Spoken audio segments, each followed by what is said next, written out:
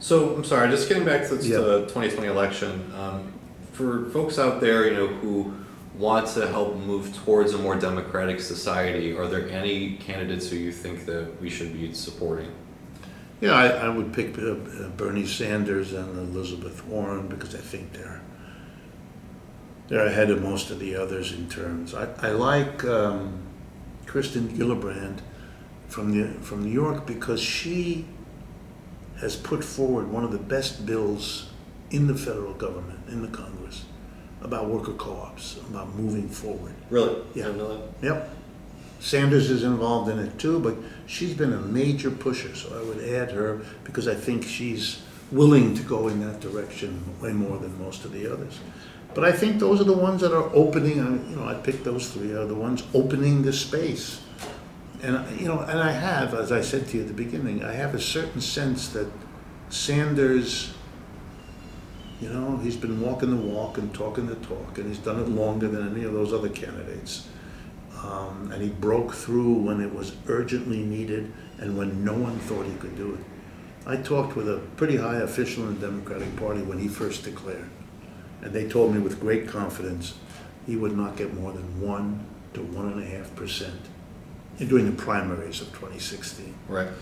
And when he proved how wrong they were, I spoke to that person again.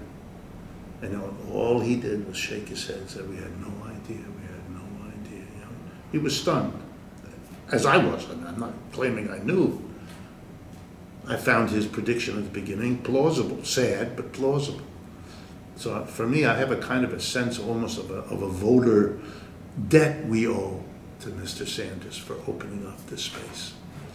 Somebody who I've had on the show and I've focused on a bit is Tulsi Gabbard, just because I find her interesting insofar as she is bringing foreign policy to the forefront, which is something that so many people ignore. Don't do. That's right. Do you think that she's playing an important role, at least in getting a peace message into the election at all? Yes, but I think it's harder to get that stuff taken seriously by the Democratic and Republican Party leaderships than almost anything else.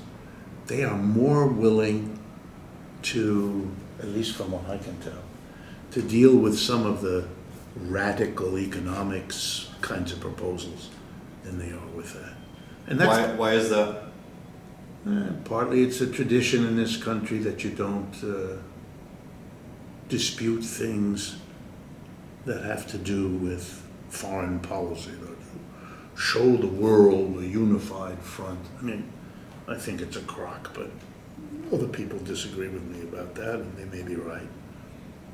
But the deeper reason is that the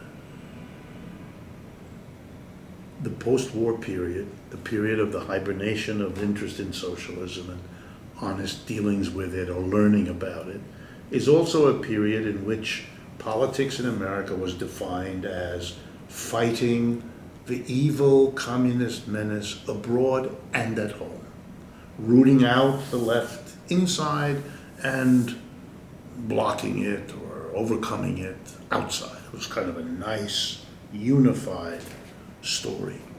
And when those kinds of stories settle in on a population for a long period of time, it takes a long time to undo. You can see it today.